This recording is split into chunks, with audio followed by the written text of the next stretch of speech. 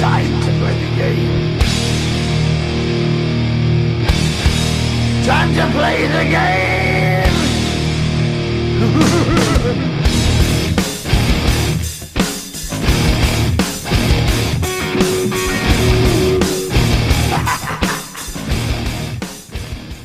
Hello everyone, and welcome to the Fantasy Bowl pre-show. I'm the Stubborn. And I'm the Junior. And we're here to recap the season just a little bit, and then talk about the Fantasy Bowl, and then some odds and ends, loose ends. So basically, I think we'll just start with a little bit of the regular season, and painting on our page here, we do have a page, created by PP, but there's two PPs, so we'll figure out what's that one later. Anyway, just going to recap the divisions. It was a pretty good year for almost everybody. The winner in my division, which was the UAFC, was Playgirl Playmates. She went 9-4-1. Looks like she beat me by half a game. So I finished second, but made the playoffs. In third place was Booner's Bombers at 6-2. Two ties. He had two ties, but we'll get to later because I think we set a record this year as far as ties. We'll get to that sooner or later, I should say. Rounding out our playoff team-wise was Barracuda's 6-7-1. So we were a little worried there for a while whether our defending champion was going to make the playoffs, but nonetheless, he made it at 6-7-1. Rounding out our division was the Smashers at 5-9. He was doing pretty good until he got the injury to Aaron Rodgers, and then kind of went downhill. Well, again, it happens. It was happening. Plus, he had those running backs, so he definitely got decimated because for a while there, he was right up there in points. So, Mike, we're definitely feeling your pain on that. Injuries cost you, nonetheless, at 5-9. And then bringing up the rear in our division is my co-host, yours truly, the Who's Who at 4-9-1. What happened this year? I don't care. I still got more wins than them Cleveland Browns. Oh, that's I hope some of our fans out there are Cleveland Brown fans, because you're right. Even if they get lucky and win on Sunday, it's still only one win. You're right. You did get more wins than them. Darn the bad luck. Yeah, kind of like your Tampa Bay Buccaneers. Actually, I think that was kind of their record this year, wasn't it? 4-9-1 or 4-10 or something like that. Well, I shouldn't pick on his Buccaneer fans because, oh yeah, I can. Wait a minute. We already took care of that bet. Anyway, in the other division, he will shoot me later. So if you don't see him anymore, love you all. In the UNFC, White Chocolate took first place at 9-5. Actually, we had a tie at first place with 9-5 in Preppy's Playmates. Do you remember what the tiebreaker was on that? Why? It came down to division. White Chocolate just edged out Preppy's Playboys. I guess you could say he was just a little short there, if you know what I mean. Kind of a little short. I think your stepmother, his wife Brenda, kind of would understand. Oh, wait a minute! This is a family show. We can't go there. Yeah, no. In third place was Dream Team. Here's where it got interesting, and she'll tell you the same thing. 6-5-3. That's right, ladies and gentlemen. April's Dream Team had 3 ties, and I do believe that's a record for us. Oh yeah. Yeah, that's nuts. I mean, but she was only a game and a half out of first place, whatever, but she did make the playoffs, so she was the 3rd seed. Then rounding out our playoff team-wise was the Hoosiers. And I noticed here that it was a 6-7-1 between the Hoosiers and 52 Beastmaster. Yeah, who this tiebreaker went down to the very last one. It went down to total points, and Hoosiers just had enough points to edge out. It sucked because 52 Beastmaster did beat them in the finale.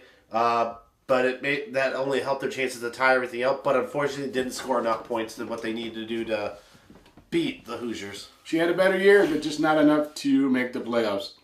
And then rounding out the basement of that division was a little surprise for all of us, a Hall of Famer former champion in a couple different leagues, was Patrick, the Intimidators, at 4-10.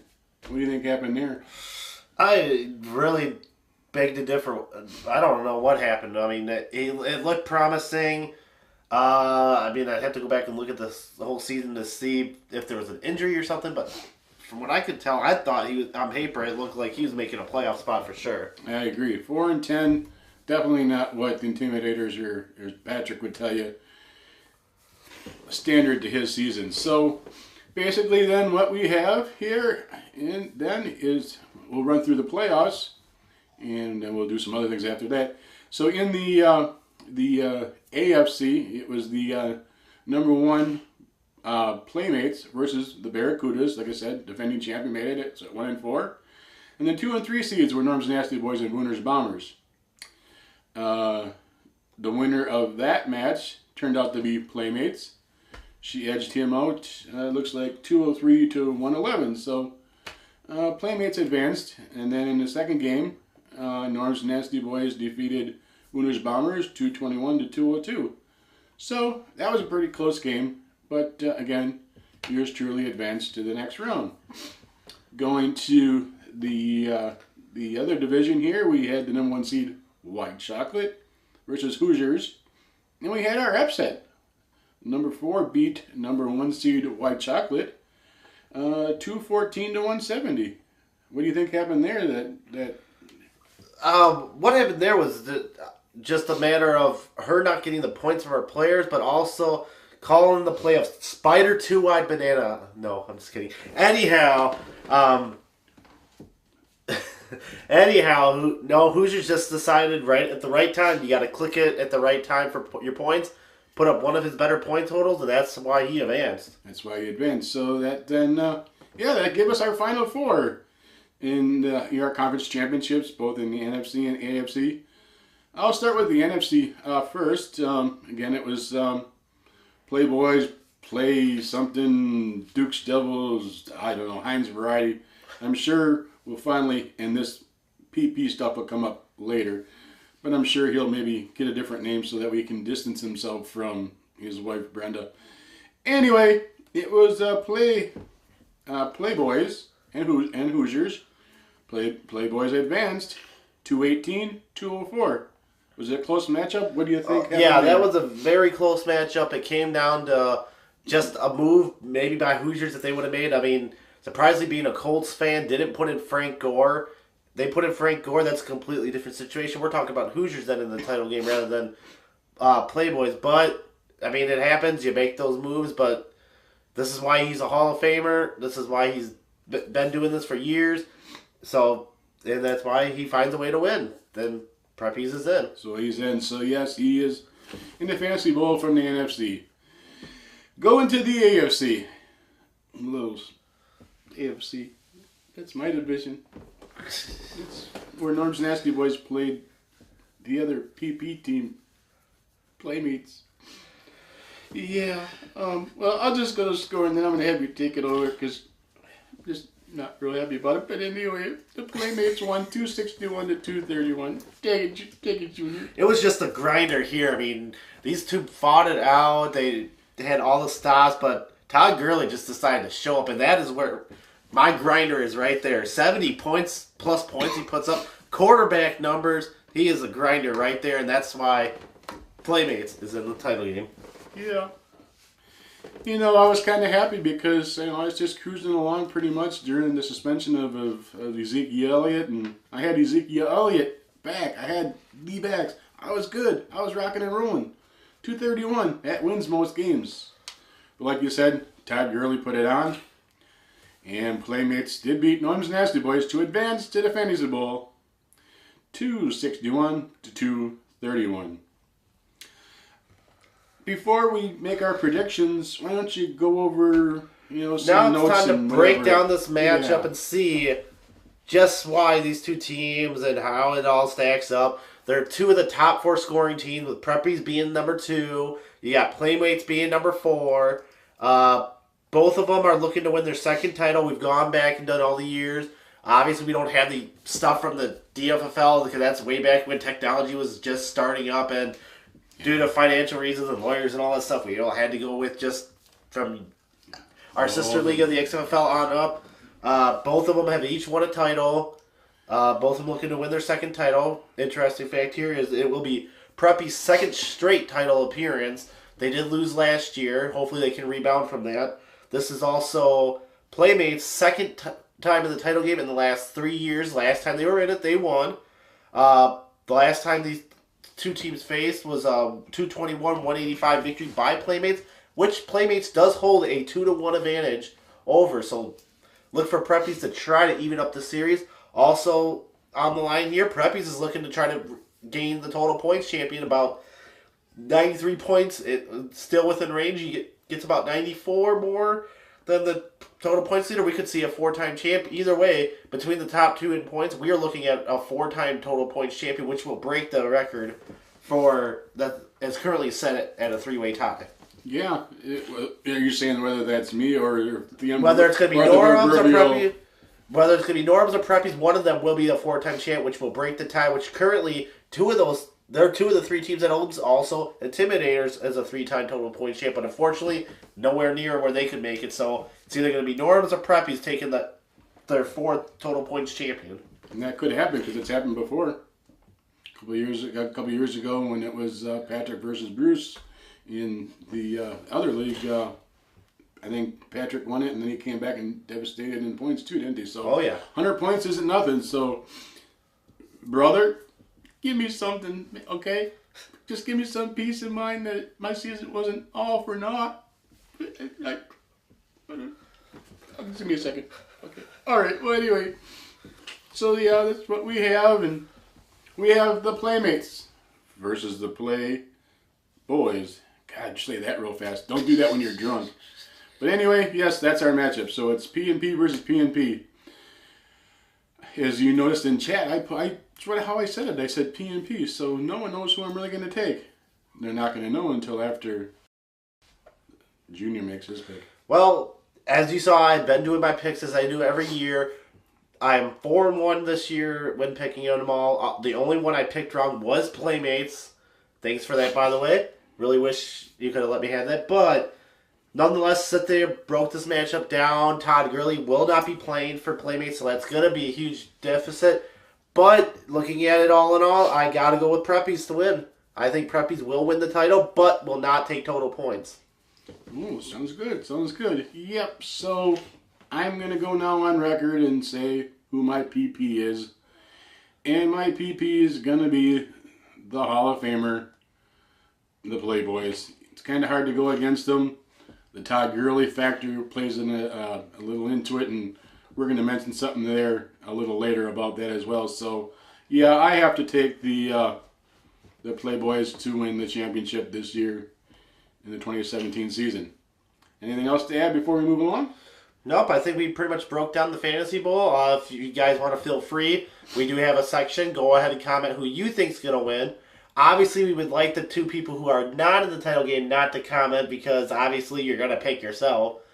So, like a certain PP did, yeah. So, yeah. So, yep, that should be a good Fantasy Bowl, and we're looking forward to it. So, next on our agenda, we are going to talk about the roster cut down size, or roster cut down. And that, we need all rosters cut down. That means, and if you have anybody on taxi squad, injured reserve, or whatever, they need to be moved back to your regular roster by the end of January. If that does not happen, then Bruce, and myself, we will get together and we will take care of roster moves. There won't be any penalties or anything like that, but we just want to get it wrapped up because then the new leagues can be purchased and we can start the 2018 season. So yeah, we'll cut that on that. Then also, with that said, if you do not, either way, we would like you to know whether you're coming back or not. The same deadline does apply, January 31st. Please let us know if we don't hear from you. We're going to assume you are not interested in coming back, and then we'll just move on, and we will thank you for participating with us through all these years. So yeah, I think that cuts that part of it in. Before we talk about the draft, we're going to talk about a little something that we are going to do different, and that is based on we are going to change our schedule a little bit.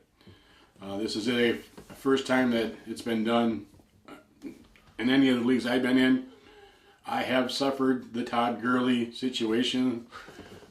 So, you know, and giving back to like we have when we created this league, it's time to move back a little bit. So what we are going to do is it's going to be a 13-game regular season. We'll still do the 3 weeks of playoffs. That way hopefully prevent a situation like we have coming up with Todd Gurley being benched. Again, she could possibly win, but we're going to move it back to hopefully prevent any situation that could occur like that. So again, giving back to the league, making it even more exciting, more fun. And so that's what we're going to do. Next, we're going to talk about the draft. First round is going to be luck of the draw. And I believe when are we going to do that? We'll probably do that. We'll probably do that closer to, I mean, we're going to look at a probably show right before the deadlines of January 31st. We're going to try to get a show going with the luck of the draw going at that same time. So that way you guys know, okay, so if you want to start trading because obviously we open up trading the moment we get that league up and running for the next year. Trading is open. And this way you know, okay, if I want to go trade my first round, you know where it's going to be, rather than going and making a move for a first round and then finding out the luck of the draw, and then now you're like, crap, now I just gave away a player, which I wish my pick was a little bit higher because then it would have been valued. So we're going to do the luck of the draw and determine that first round probably sometime in January. I mean, we do got to finalize contracts and all that stuff. You know, we got to talk to the legal office and, yeah. You know, you had to bring up that first round situation. Do you remember back when Patrick ran the UFFL and him and the owner, now known as the UFFL owner, pulled out names? And if I'm wrong, and you can correct me, I owned someone's, I think we did the second round at that time, I think it was, owned someone's pick. And yeah, I kind of lost on that deal. So yeah, that plummeted. So that's just a little ancient history coming back to, you know, whatever. Like I said, we'll get that all up, and you can rock and roll and start making trades from that. Speaking of that, I think you saw in our chat, our draft picks must be equal now. For example, you know, by all means, if you're interested in going after first pick or something like that, you just can't give up a pick and not get anything in return. So you need to equalize the picks, and we do. So for example, now once trade opening up, I do believe they can do 2018 and 2019 picks. But they have to be even. So if you give up a 2019 pick, you must get one in return. Just tossing that out there to remind everybody. Second round will be done by total points. So it's the total points champion, whoever that might be. Or right down to the lowest in points, which we probably won't go there because I think that's my wife, but I better not mention that in video, otherwise she might shoot me. Well, I'm going to look anyway.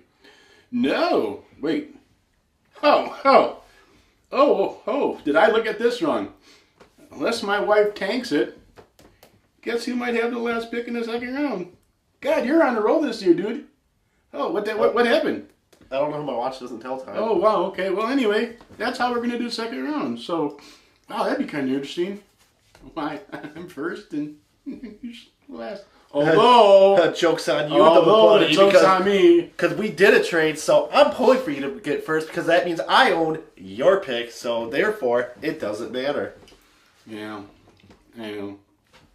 It was just one of those seasons. Okay, I'm composing myself now. Okay, then the third round. The third round will be worst record to best record, but there's a little, shouldn't say twist. You want to explain how we'll do that? Basically, how that's going to determine is if you didn't make the playoffs, obviously your record determines your picks. If you made the playoffs as you were eliminated based on your seeding is how we're going to do it. Case in point, if a number 2 seed got eliminated and a number 1 seed got eliminated, the number 2 would go ahead of the number 1 seed, and that's how we're going to do that. Obviously, if you were a top seed, you deserve a pick farther back because you were the better team. So that's how it's going to work. So this way it kind of balances out teams so we don't have it so where we're getting a better team who's picking ahead of a lower team. I mean, this way it kind of evens out the picks. So that's how it's going to be determined from like picks number 5 through 12, I believe. Yeah, we're not quite sure yet because the reason why we hesitated on the 12 is we might shrink are protected by one. But the three-headed monsters need to get together in the offseason to decide what we're going to do. And our reasoning for that is to continue to keep it competitive. So we don't know that answer yet for sure. But when we know, you will know. So stay tuned on that. That's pretty much it, I think. I can't think of anything else off the top of my head except for we do want to thank you. And I know I'll let Bruce or Junior or whatever his name is, I lose track. Old age just set in on me. Whatever. I'm done battling. Take it, finish it up. I'm just still too emotional about watching from the outside. I'm still waiting for the game to happen. I thought here we were calling a football play or something. You know, split right 62-21 to the touchdown.